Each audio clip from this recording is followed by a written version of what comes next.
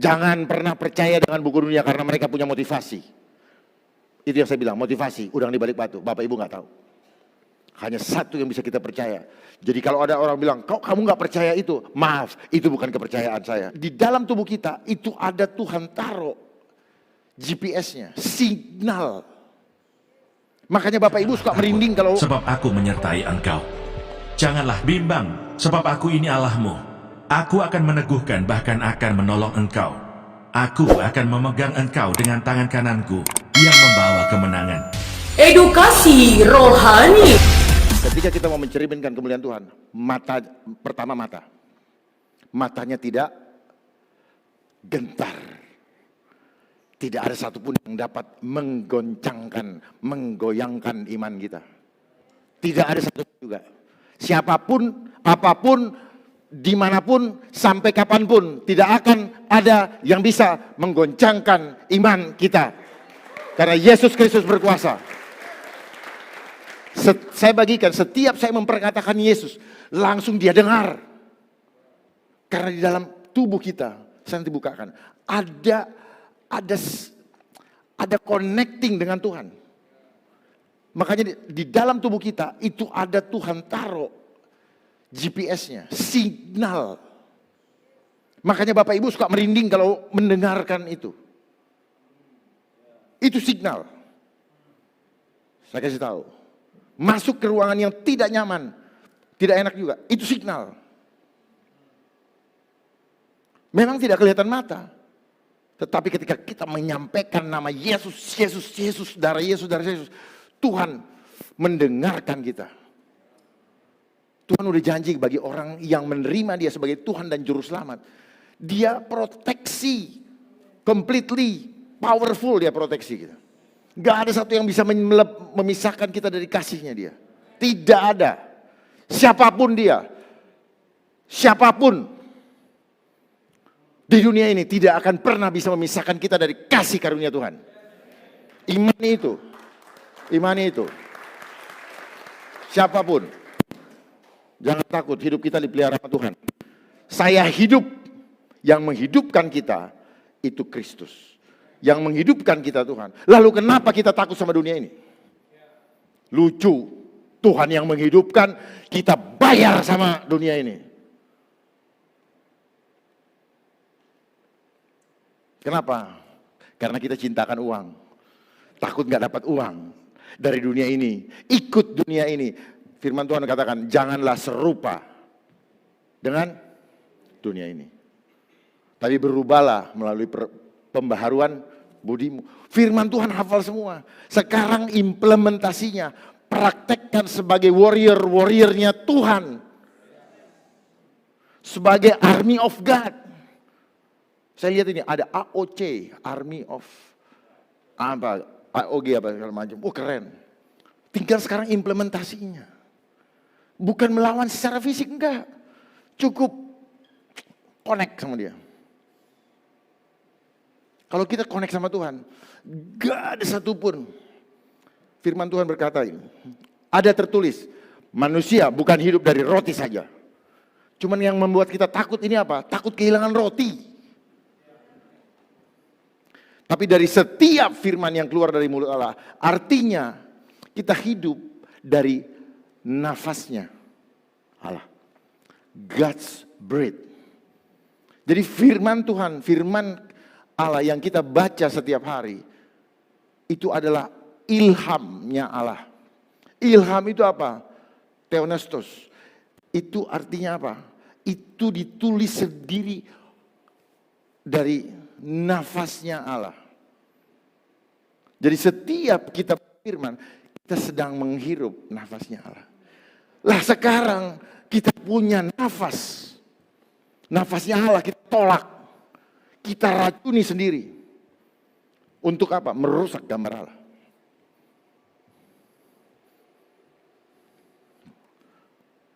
Ya. Berikutnya. Jadi jangan rusak gambar Allah. Ini rancangan awal Allah. Saya nggak mau lama-lama, biar Bapak Ibu cepat saja supaya saya punya waktu untuk lebih menjelaskan lebih dalam. No. Ya ini, dari awal. Tolong konsentrasi. Dalam keadaan begini saja, iblis suka ganggu. Saya tadi di pesawat diganggu. Dibikin sesek. Dibikin kedinginan. Tapi jangan khawatir, senyum aja. Dia nggak akan tembus ketika kita betul-betul ini. Kapan saja, saya juga suka dibikin hang, dibikin error. Itu adalah serangan. Tetap bertahan. Jangan gentar. Nah, itu adalah intimidasi.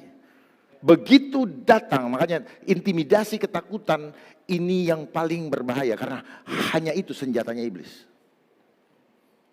Lawannya apa? Ya Roh Kristus. Sementara kita sudah tahu ada Roh Kristus di sini. Kenapa kita kalah? Kita terintimidasi. Kenapa kita tidak hidupkan Roh itu? Nyala api Roh Kudus tadi. Jadi gambar dan rupa Allah itu adalah idenya Tuhan sendiri. Nah, kalau kita gambarnya Allah, kita image of God, maka kita seperti buah jatuh tidak jauh dari pohonnya. Maka kita harus persis dengan pokok anggur. Tetapi kita suka lepas dari pokok anggur. Firman Tuhan mengatakan kalau dia lepas dari pokok anggur, maka daun itu kering, tidak ada lagi gunanya, maka dimasukkan ke dibakar. Nah, kehidupan kita selama ini, kenapa? Karena daya tarik dunia. Dengan segala macam iklan-iklannya. Wah, mobil Mercy, tas Hermes, Louis Vuitton, Belly, terus apa itu, dan sebagainya. Yang membuat kita selalu justru mengejar itu, bukan mengejar kasih Allah. Ini yang membuat saya mempelajari, oh ini toh yang membuat kita menjadi lemah. Di sekolah juga kita selama seminggu hanya belajar apa? Mengasah intelektual, tidak mengasah spiritual kita. Berapa banyak waktu kita habis percuma selama ini hanya untuk mengejar supaya nanti kalau sekolah saya bisa melamar pekerjaan dan saya bisa dapat uang. Tujuan kita bukan itu. Kita datang di sini, hidup di sini, Tuhan punya maksud. Ada rencana Tuhan. Untuk apa? Cuma satu. Permuliakan namaku. Gak ada yang lain. Hanya permuliakan namaku. Kita habis waktu, orang tua kita mengeluarkan uang. Tetapi apa? Di masa-masa seperti ini, saya melihat dengan jelas bahwa gelar-gelar yang pernah kita terima tidak pernah bisa menolong kita. Tidak pernah bisa menolong kita. Jabatan kita, semuanya hilang tengkurap ketakutan.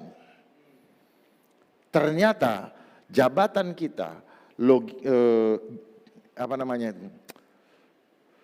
reward, gelar kita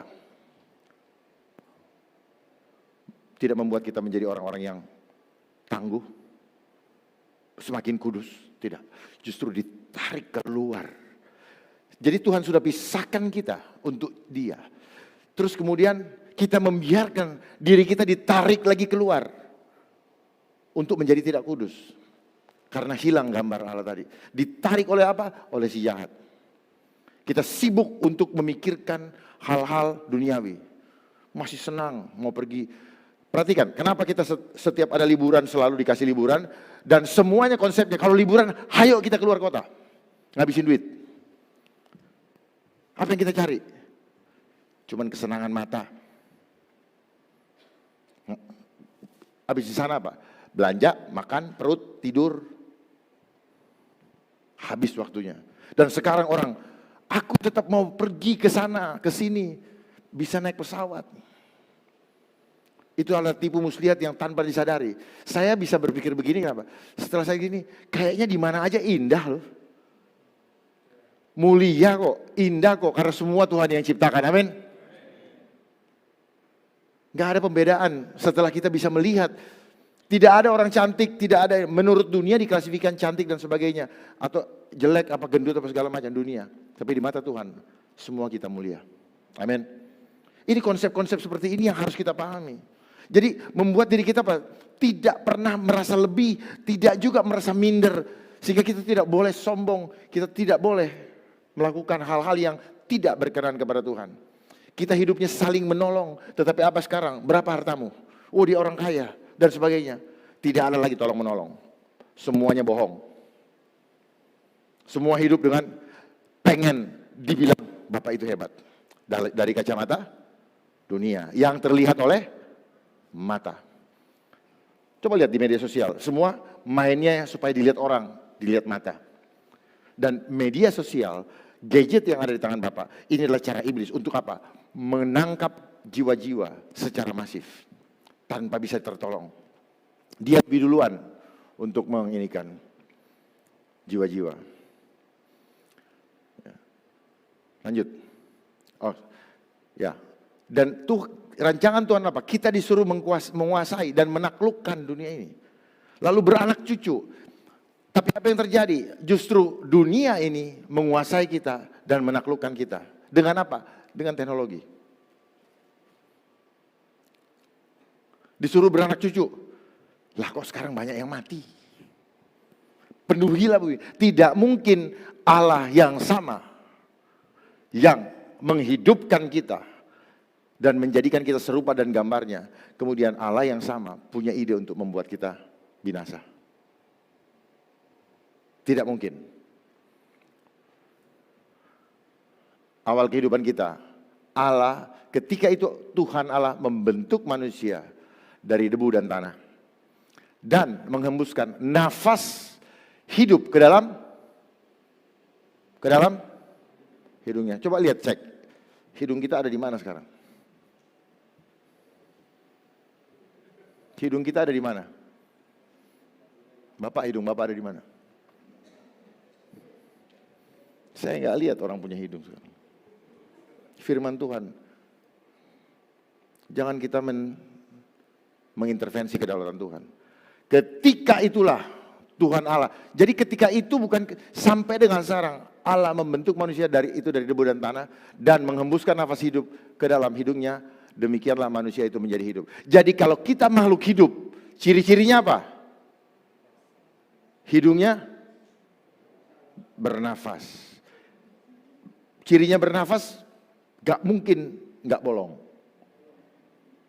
Coba perhatikan, bedakan orang meninggal dengan orang hidup. Saya punya tante meninggal, lihat, oh pasti dikasih kapas. Gitu. Supaya Bapak paham, ya kita semua paham. Ya, apa yang terjadi dengan cara iblis segala macam, dia bertentangan. Makanya kita selalu hanya memahami logika. Logika itu apa? Pikiran yang diprogram. Siapa yang program? Ya sistem. Nah ini gambar Allah. Gak pernah banyak cincong. Dia ikut aja. Mau dikasih apa sama Tuhan, mau dikasih apa, lihat wajahnya beda. Bisa gak kita kembali seperti ini? Makanya Tuhan, Yesus suka anak kecil. Ini gambar Allah. Yang mesti original. Pertanyaannya, kita masih seperti ini atau enggak? Atau terlalu banyak trik? Banyak kemunafikan?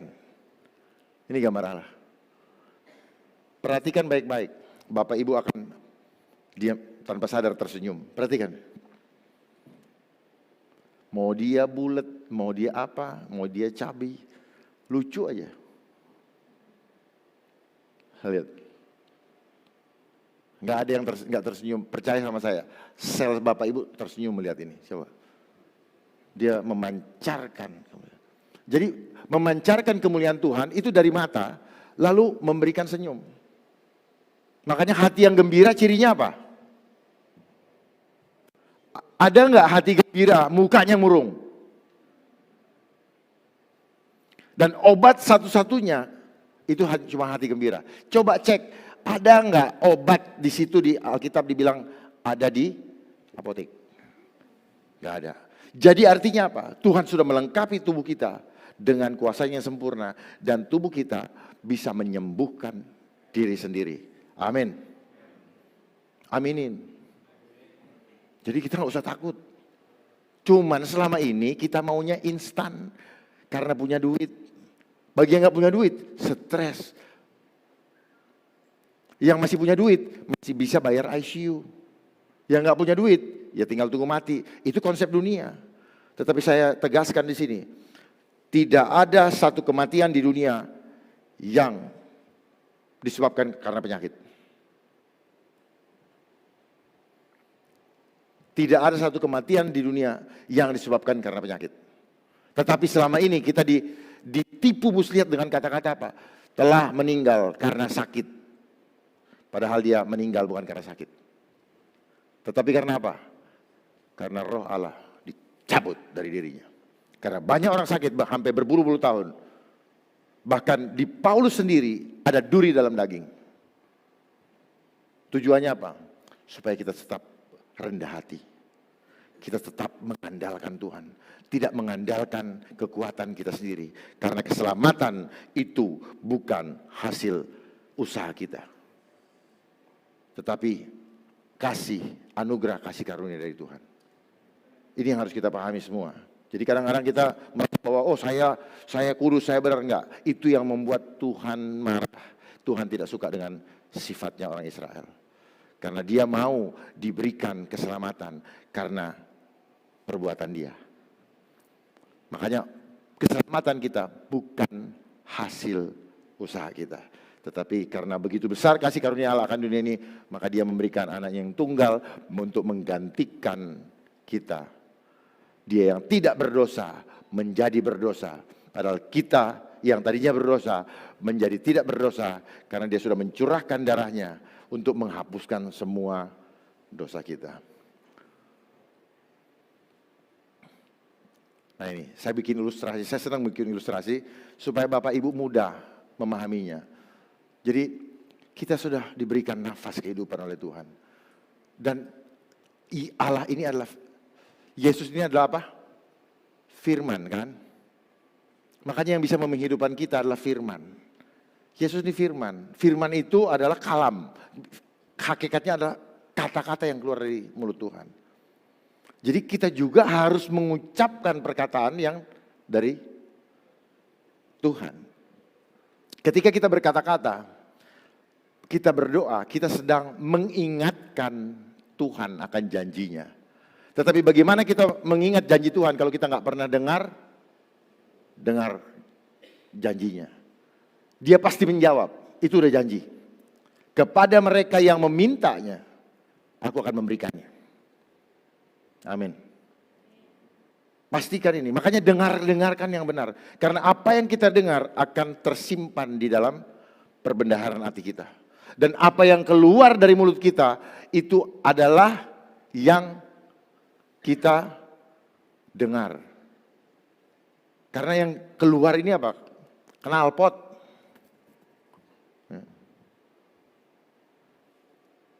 Makanya ada teori in garbage, out garbage. Kalau dia masuknya garbage sampah, keluarnya sampah. Tapi kalau dia masuknya hal-hal yang kudus, dia akan mengeluarkan hal-hal kudus. Dan kematian itu berasal dari dalam. Jagalah hatimu dengan segala kewaspadaan. Karena dari situ terpancar kehidupan. Jadi akar masalah kita ada di dalam hati kita. Itu yang tadi, telinga. Ketika digabungkan jadi satu dia hati. Makanya H, ear, T, heart.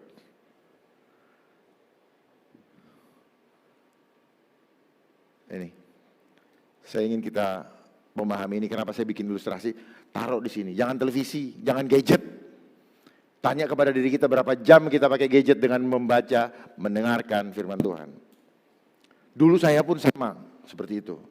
Tetapi setelah melepaskan ketergantungan sama dunia ini, keterikatan sama dunia, baru saya bisa merasakan, waduh, penyertaan Tuhan sempurna. Bukan karena banyak saya dapat, bukan. Tetapi nikmatnya ketika kita, Tuhan yang kita selama ini tidak lihat, nyata betul menyertai kita. Dan happy. Gak ada rasa ketakutan. Walaupun dia selalu akan menembakkan panahnya. Tetapi panahnya tidak akan tembus. Selama apa? Selama tugas kita dari Tuhan belum selesai. Kita gak akan pernah mati, percaya sama saya. Tidak akan pernah mati kalau Tuhan belum bilang kelar. Pulang, tugasmu selesai. Makanya mumpung masih ada kesempatan, pancarkan kemuliaan Tuhan. dengungkan, agungkan namanya di bumi, baru kita menjadi pemenang. Bahkan lebih dari pemenang. Amin. Tepuk tangan buat Tuhan Yesus. Selalu gaungkan. Jangan manusia aja yang ditepukin, Tuhan Yesus. Tangan ini dikasih untuk memuji dan menyembah Dia. Nah ini lihat ketika kita baru di dalam kandungan orang tua kita. Tuhan tiupkan nafas kehidupan, dikasih rohnya. Roh ini bentuknya apa? Tidak terlihat mata. Di dalam ilmu pengetahuan dibilang frekuensi. Cara dia bekerja persis frekuensi. Dan begitu ada roh, begitu rohnya yang sama, yang di dalam tubuh kita itu ada organ, ada instrumen yang langsung melaporkan kepada Tuhan juga. Apa saja yang kita lakukan, Tuhan tahu. Apa saja yang diperbuat atas janin itu, Tuhan tahu. Karena dia langsung laporan, GPS-nya. Nah begini proses masuknya. Ini pertama, masih roh. Tek diiniin, kemudian dia hidup. Lalu dia menghidupkan sel-sel. Ini sel-selnya hidup. Dan tubuh kita tuh banyak sekali selnya. Nah, saat itu juga dia langsung report kepada Tuhan. Sama persis dengan handphone yang Bapak miliki. Seringkali orang salah mengerti dengan yang saya bilang handphone itu merusak. Kenapa dibilang cellular phone? Untuk merusak tubuh. Memang akhirnya merusak tubuh. Tapi dia kasih nama cellular phone. Yang merusak tubuh apa? Gelombangnya. Sel itu apa? Dia mencontoh persis seperti sel tubuh manusia. Jadi setiap Bapak ngetik langsung dicatat di data center. Disimpan datanya. Sama dengan dosa kita. Langsung dicatat di surga. Langsung dicatat oleh malaikat-malaikat itu. Karena report langsung. Pahami ini. Jadi kita nggak bisa bermain hidup dengan hipokrit, dengan kemunafikan.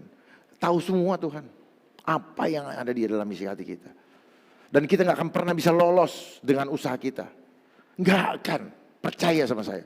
Hanya gantungkan imanmu kepada apa? Imannya Kristus. Karena iman Kristus, iman yang solid, iman yang tangguh, dan iman yang pasti terjadi. Amin. Pasti, gantungkan. Ketika kita lemah, gantungkan. Seperti dia tergantung di kasur, gantungkan semuanya. Rest. Orang beriman itu hidup karena percaya. Dan selanjutnya, tubuh ini, nah sel kita itu akan memproduksi apa? Jiwa. Di dalam kehidupan kita, di dalam pekerjaan, waktu itu di berbagai instansi ada yang disebut dengan pulahta.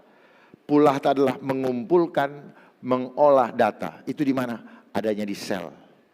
Sel tubuh manusia itu yang memproduksi pikiran, perasaan, dan kehendak. Dia memproduksi jiwa. Jadi kalau sel ini, nanti saya akan terangkan, itu gambar Allah. Makanya kita bisa hidup. Karena gambar Allah tadi. Jadi kekuatan Allah ada dalam diri kita. Cuma kita nggak sadari. Karena kita nggak dikasih tahu. Karena memang tidak diajarin. Bahwa sel itu adalah gambar Allah. Istilahnya bibit yang ditaruh di tubuh kita.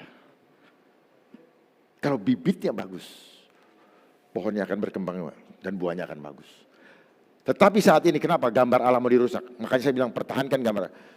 Dia rusak selnya. Dengan apa? Berbagai macam cara yang kita konsumsi ke dalam tubuh kita. Apapun itu. Mau lewat mulut kek, lewat mata kek, lewat telinga kek, lewat hidung kek, lewat apa saja. Semua itu untuk merusak gambar Allah.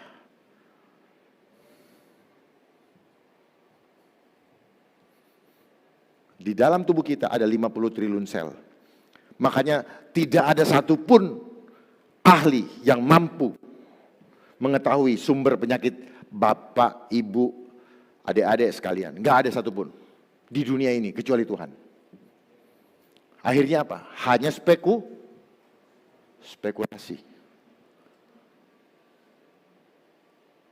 Tetapi karena kita juga orang bodoh, dibikin bodoh, maka kita gampang ditipu dengan diberikan hal-hal yang tidak sepatutnya kita terima.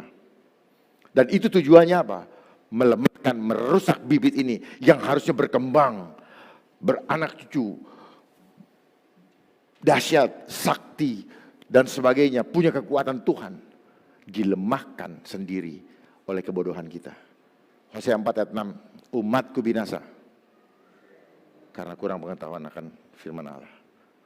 Kalau kita paham itu, maka tidak ada ketakutan, kita akan melihat bagaimana kuasa Tuhan. Kita adalah anak-anak terang. Terang bukan berarti kita bawa lampu. Terang secara supranatural. Kalau terang ini, terang matahari, itu terang natural. Supranatural. Tuhan bisa melihat kita. Orang lain juga bisa melihat kita. Bahwa ada Tuhan dalam dia. Jadilah saksi Kristus. Jalankan amanat agung. Itu adalah wasiat sebelum Tuhan Yesus naik ke surga. Setelah dia mendapat kuasa, dia bangkit dari antara orang mati, baru dia suruh, pergilah. Bukan diam di rumah. Jadikanlah. Bukan meniadakan. Ajarilah dan baptislah. Itu. Tanggalkan manusia lama. Tetapi hidup kita, itu yang ada hijau biru merah itu adalah apa? Serangan-serangan itu akan selalu datang. Ya. Karena di dalam tubuh kita ini ada elektronik, ada mikrobioelektronik yang mudah dikendalikan dari jauh. Makanya banyak orang gampang kesantet. Ya, gampang kesantet. Apa yang membuat mereka kesantet? Listrik di dalam tubuhnya. Jadi dalam tubuh manusia ada 50 triliun sel, setiap sel ada 1,4 volt listrik. Which is itu ada 70 triliun volt listrik. Jadi makanya suka kesetrum. Ya. Maaf saya kalau ini bukan seperti pendeta saya, karena saya memang bukan pendeta. Tapi saya bagikan yang Tuhan berikan kepada saya. Nah itulah yang dibikin korslet. Kalau ada lampu dibikin korslet satu, sel itu sikringnya. Ceret mati. Yang lain mati. Jadi kalau orang disantet,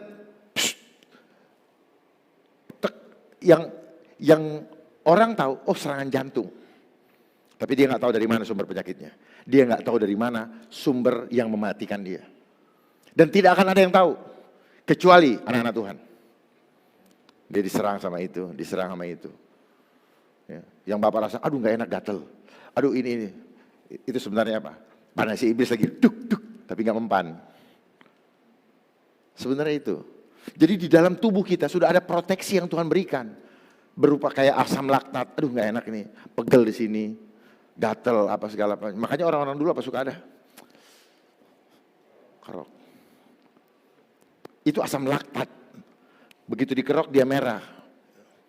Itu asam laktat. Itu bukan angin.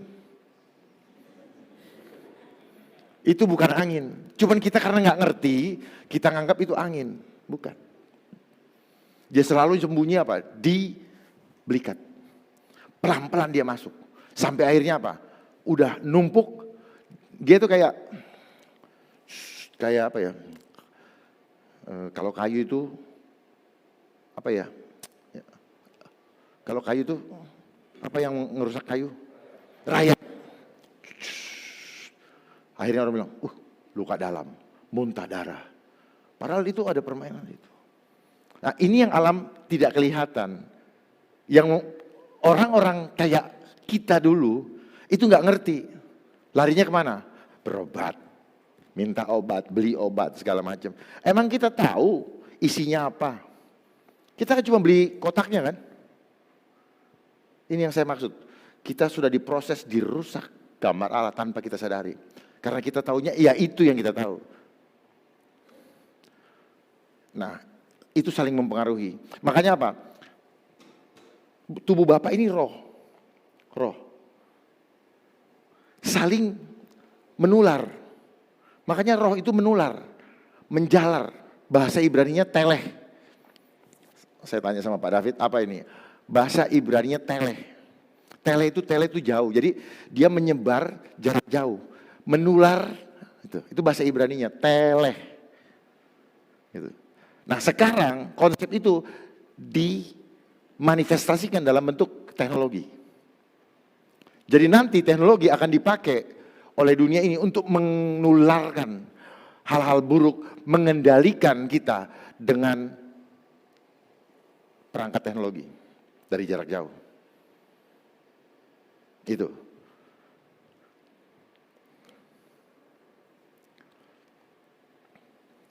Nah ini, sebenarnya Tuhan mengendalikan kita seperti ini. Tubuh kita itu kayak radio, kayak anak main mobil-mobilan. Cuman kitanya yang pengennya lihat sesuatu yang menarik. Kita keluar dari frekuensinya Tuhan. Selama kita berjalan di dalam frekuensinya Tuhan, semua dalam proteksi Dia. Amin. Ketika kita serahkan kekhawatiran kita, Dia yang ambil alih. Ketika kita bilang, I can do it. Dan Tuhan bilang, I cannot do it. Cuman gitu aja kok. Ini. Saya coba. Enggak. Maksudnya goyang-goyangnya. Ya. Nah, seperti ini Tuhan mengendalikan. Jadi kita ini kayak radio. Radio itu mendengarkan siaran di Surabaya yang terkenal apa? Apa? Aduh nggak dengar. Suara Surabaya. Tapi kalau Bapak jauh sedikit, lewat dari batas maksimalnya, bisa mendengarkan suara Surabaya lagi nggak? Nggak bisa.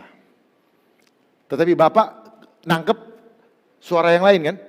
Frekuensi yang lain. Nah seperti itulah cara iblis tarik-tarikan. Apa yang mau dia iniin? Jiwa kita. Dan itulah yang sekarang sedang dimainkan. Jiwa kita. Jiwa itu ada apa? Pikiran, perasaan, dan kehendak. Jadi kalau pikiran kita kacau, itu sebenarnya apa? Kita sedang perang dengan alam roh. Terjadi peperangan alam roh. Perasaan kita sakit hati, kita sedang ada di dalam peperangan roh. Pokoknya segala sesuatu yang tidak bisa dilihat oleh mata, itu adalah peperangan roh. Gitu. Dari mana asalnya dan sebagainya, itu peperangan roh. Bukan peperangan yang kayak karateka, enggak itu. Dan orang yang pakai fisik pasti kalah dengan alam roh. Malah mental-mental tuh. Saya suka lihat tuh hamba Tuhan. Itu. Mulai cerminkan, ekspresikan kemuliaan Tuhan di dalam hidup kita. Caranya apa? Senyum. Senyum. Senyum pasti diiringi dengan ini, Bu. Ini gambar Allah, Bu. Itu gambar Allah. Enggak, ini supaya punya pemahaman yang benar. Berikutnya.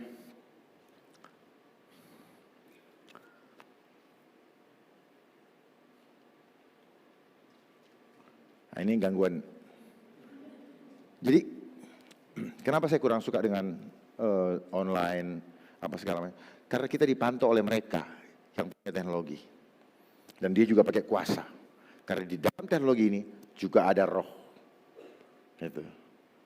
Dia pantau kita. Dan dia nggak mau ketika kabar Injil disampaikan, maka dia nggak suka. Dia akan berusaha untuk tidak. Dan dia selalu berusaha. Dia selalu bagi singa yang mengaum-ngaum berjalan berkeliling. Dia akan memakan yang lengah.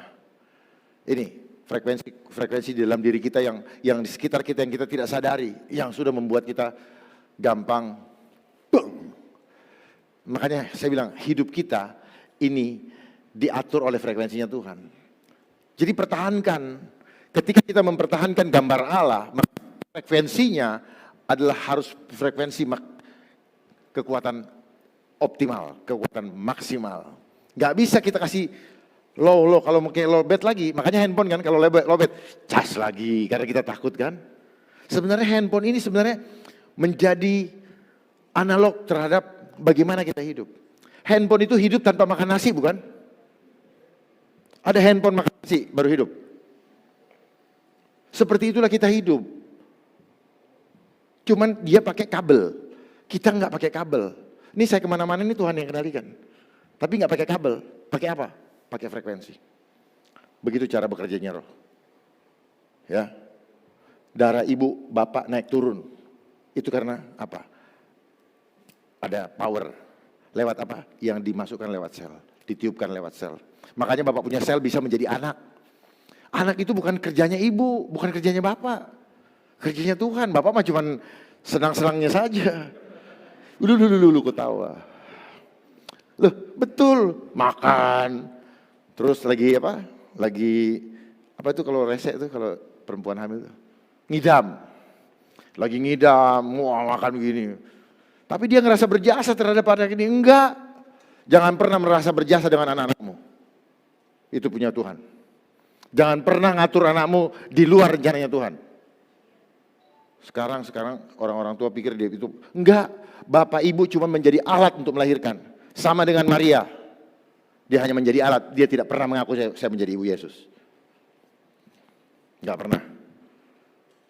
Jadi jangan khawatir dengan anak-anak Bapak Ibu yang sekarang menjadi sulit sekolah. Tuhan sudah pelihara, Tuhan tahu apa yang harus lakukan. Dan anak-anak ibu, kalau dia Bapak Ibu bina sebagai menjadi anak-anak terang, dia akan bangkit untuk mengalahkan kegelapan. Amin. Pasti, jangan khawatir, jangan gentar, jangan gelisah. Tetap punya iman yang tenang. Berikutnya. Ini saya ambil semua, ada dasarnya, silakan dibuka. Karena kalau nggak begini, nggak ngerti bahwa frekuensi hidup kita itu karena frekuensi. Siapakah kita semua yang hidup dari Allah? Ini yang tadi saya sampaikan. Ya. Dan kita semua mencerminkan kemuliaan Tuhan dengan muka yang tidak berselubung. Dan karena kemuliaan itu datangnya dari Tuhan, yang adalah roh, maka kita diubah menjadi serupa dengan gambarnya. Jadi kalau kita tidak mencerminkan kemuliaan Tuhan, maka kita tidak segambar lagi dengan Tuhan. Itu. Dalam kemuliaannya yang semakin besar. Berikutnya. Sejak kapan gambar Allah dirusak? Ini, Kejadian 3 ayat 15. Sejak Tuhan melakukan permusuhan antara ular dengan keturunannya Hawa. Dan seterusnya. Saya mau mempercepat biar banyak itu. Disuruh kita apa? Meremukkan kepalamu dan engkau akan meremukkan tumitnya. Tetapi apa yang terjadi? Dunia ini justru memproses kita ditundukkan oleh dia. Sistem dunia. Karena sistem dia punya dia ternyata.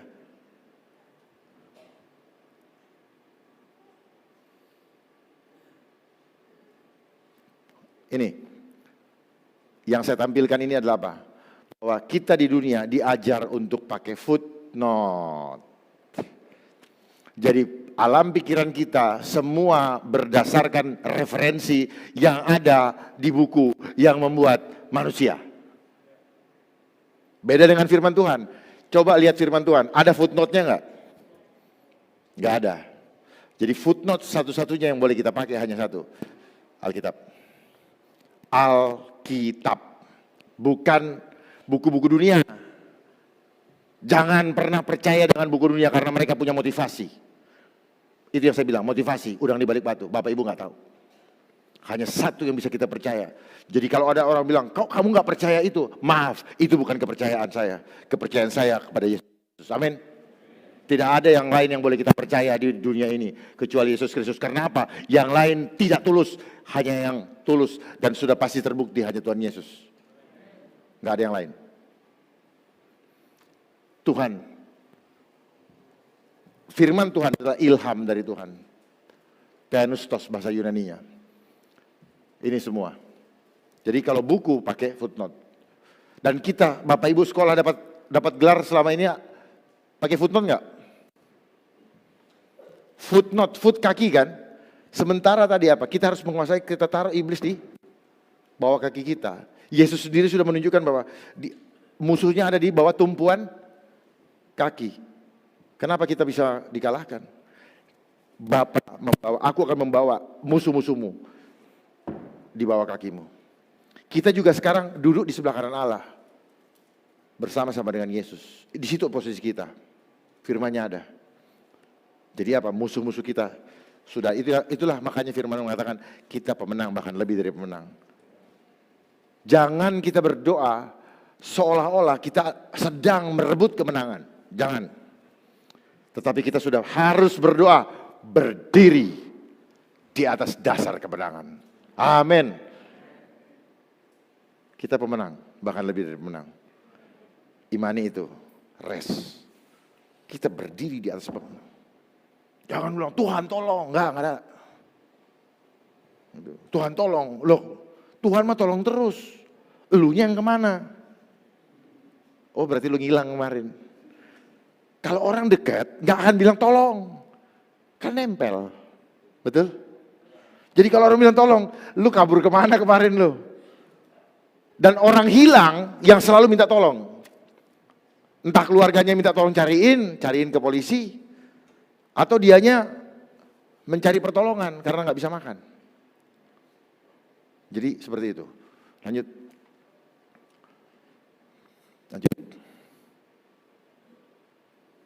Nah ini gambar Allah ada di dalam diri kita. Sel. Dari bahasa Ibrani, selem. Jamaknya. Singularnya, sel. TS itu kebenaran. EL itu Elohim. Jadi gambar Allah ada di dalam diri kita masing-masing. Ini saya nggak pernah belajar, saya nggak pernah diajarin sama siapapun juga. Saya dikasih sama Tuhan untuk menyampaikan bahwa ternyata kita punya kekuatan Allah. Ini rahasia. Dunia ingin merusak sel kita. Perhatikan, banyak orang yang rusak selnya. Seperti susu rusak. Saya punya di sini ada semua. Jadi selnya rusak. Jangan rusak gambar Allah yang sudah Tuhan berikan. Itulah originalnya. Makanya gambar anak-anak tadi itu walaupun cuma gambar punya kekuatan yang luar biasa. Jadi penting sekali sel. Sel ini apa? Gambar. Image. Makanya apa? Kenapa kita suka melihat gambar? Bapak ibu ketika bapak pendeta jatuh cinta sama nyonya. Bapak lihat gambar terus kan? Gambar. Ibu lihat. Semua gambar. Foto kirim-kirim kemana? Gambar kan? Semua gambar. Dan gambar itu adalah image. Jadi beriman adalah berimajinasi kepada siapa yang Anda imani. Kepada siapa? Itu beriman.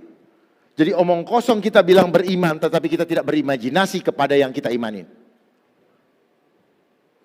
Nah dunia sekarang suruh lihat gambar-gambar, suruh kita berimajinasi dengan ilusi yang dia bikin, dengan semuanya supaya kita berimajinasi ke situ. Sehingga mulailah kita dengarkan, lalu mulut kita perkatakan. Saya mau tanya, tahun 2020 atau tahun 2021 ini, Bapak Ibu lebih banyak menyebut nama Yesus atau nama yang lain?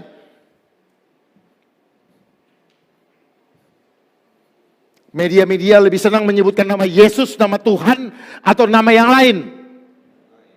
Kenapa? Karena dunia ini dikuasai oleh si jahat. Supaya Bapak Ibu memperkatakan seterus setiap hari. Di mana-mana kita diingatkan. Bukan terhadap kuasa Kristus. Tetapi ketakutan. Ketakutan sedang ditularkan di mana-mana. Tidak di mana-mana. Termasuk di tempat-tempat yang harusnya hadirat Allah hadir.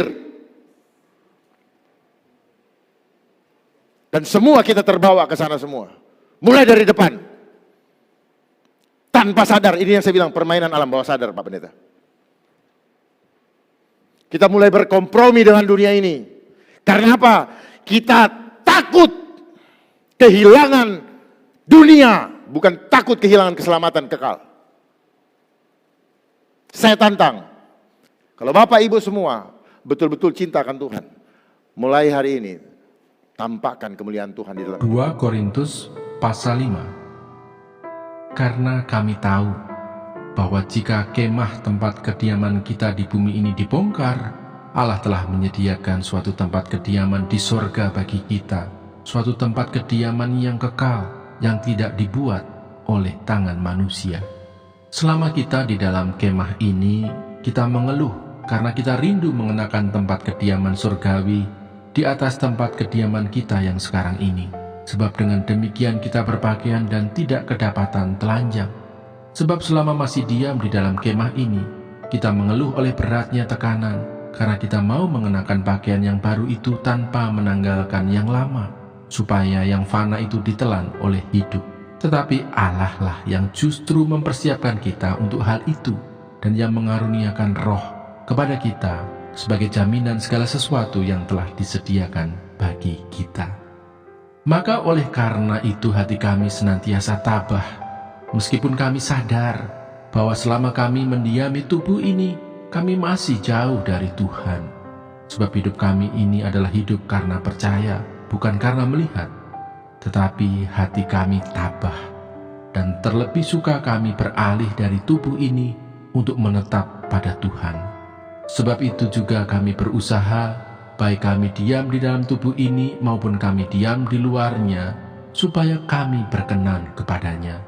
Sebab kita semua harus menghadap tahta pengadilan Kristus, supaya setiap orang memperoleh apa yang patut diterimanya, sesuai dengan yang dilakukannya dalam hidupnya ini, baik ataupun jahat.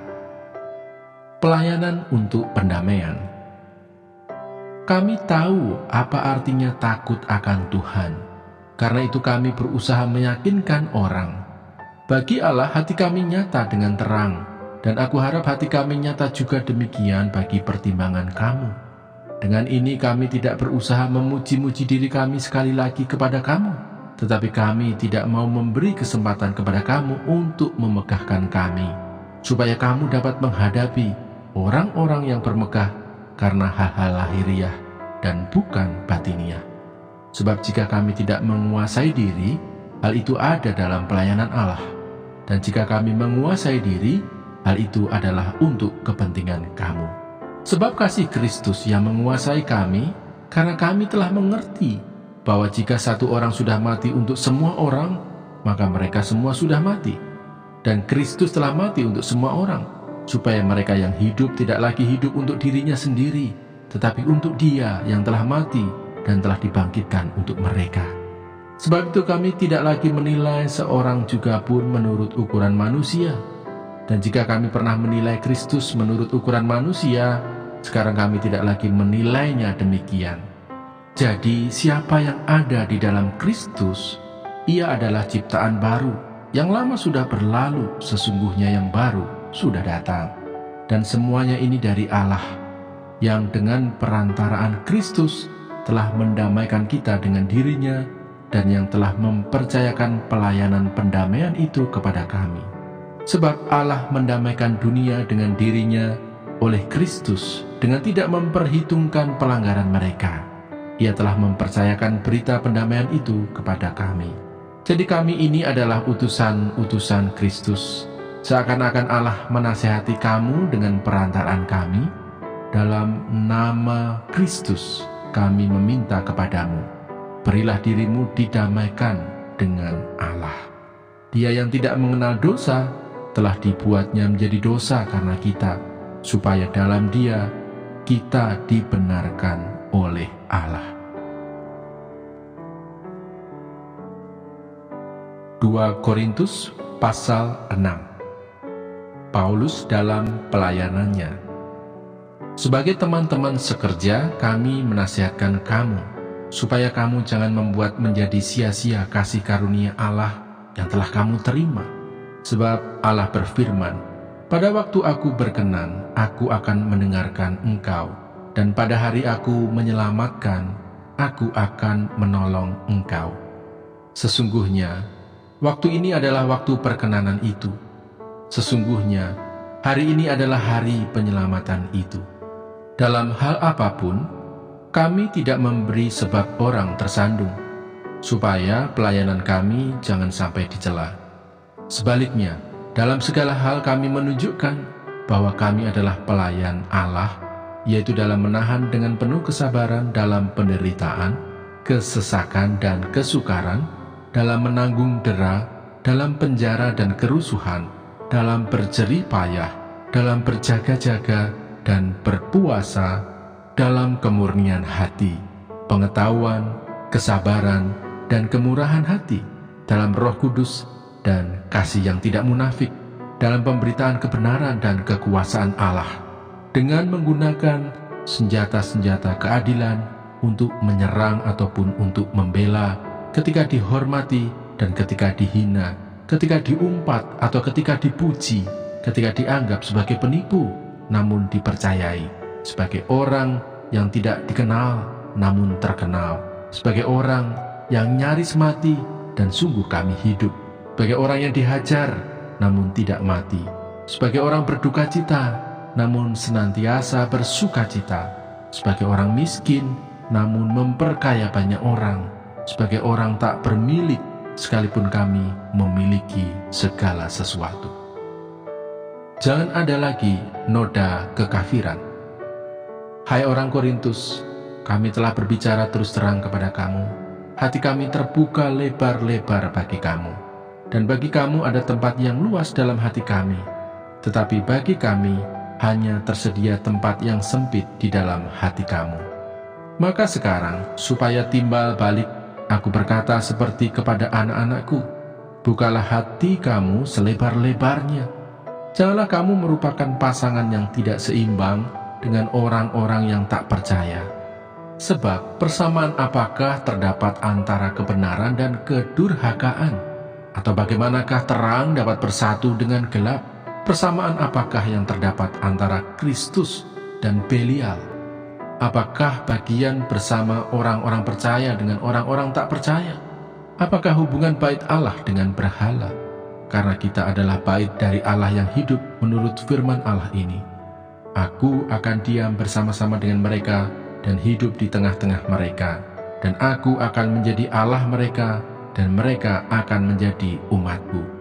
Sebab itu, keluarlah kamu dari antara mereka dan pisahkanlah dirimu dari mereka, firman Tuhan, dan janganlah menjamah apa yang najis, maka aku akan menerima kamu.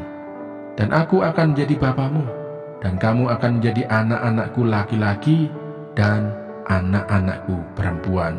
Demikianlah firman Tuhan yang Maha Kuasa. Dua Korintus pasal 7. Saudara-saudaraku yang kekasih, karena kita sekarang memiliki janji-janji itu, marilah kita menyucikan diri kita dari semua pencemaran jasmani dan rohani, dan dengan demikian menyempurnakan kekudusan kita dalam takut akan Allah. Sukacita sesudah dukacita. Berilah tempat bagi kami di dalam hati kamu. Kami tidak pernah berbuat salah terhadap seorang pun, tidak seorang pun yang kami rugikan, dan tidak dari seorang pun kami cari untung. Aku berkata demikian, bukan untuk menjatuhkan hukuman atas kamu, sebab tadi telah aku katakan, bahwa kamu telah beroleh tempat di dalam hati kami, sehingga kita sehidup semati. Aku sangat berterus terang terhadap kamu, tetapi aku juga sangat memegahkan kamu. Dalam segala penderitaan kami, aku sangat terhibur dan sukacitaku melimpah-limpah. Bahkan ketika kami tiba di Makedonia, kami tidak beroleh ketenangan bagi tubuh kami. Di mana-mana kami mengalami kesusahan, dari luar pertengkaran dan dari dalam ketakutan. Tetapi Allah yang menghiburkan orang yang rendah hati telah menghiburkan kami dengan kedatangan Titus.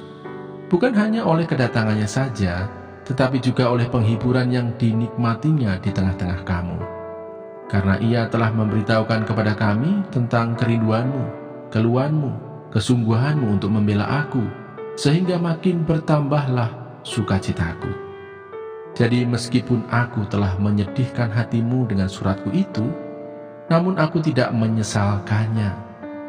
Memang pernah aku menyesalkannya karena aku lihat bahwa surat itu menyedihkan hatimu, kendati pun untuk seketika saja lamanya. Namun sekarang aku bersuka cita, bukan karena kamu telah berduka cita, melainkan karena duka citamu membuat kamu bertobat. Sebab duka citamu itu adalah menurut kehendak Allah, sehingga kamu sedikit pun tidak dirugikan oleh karena kami. Sebab duka cita menurut kehendak Allah menghasilkan pertobatan yang membawa keselamatan dan yang tidak akan disesalkan. Tetapi duka cita yang dari dunia ini menghasilkan kematian. Sebab perhatikanlah betapa justru duka cita yang menurut kehendak Allah itu mengerjakan pada kamu kesungguhan yang besar, bahkan pembelaan diri, kejengkelan, ketakutan, kerinduan, kegiatan, penghukuman. Di dalam semuanya itu kamu telah membuktikan bahwa kamu tidak bersalah di dalam perkara itu.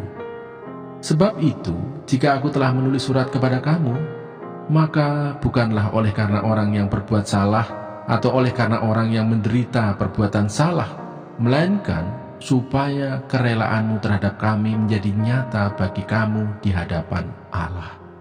Sebab itulah kami menjadi Janganlah takut, sebab aku menyertai engkau. Janganlah bimbang, sebab aku ini Allahmu. Aku akan meneguhkan, bahkan akan menolong engkau. Aku akan memegang engkau dengan tangan kananku yang membawa kemenangan. Edukasi rohani.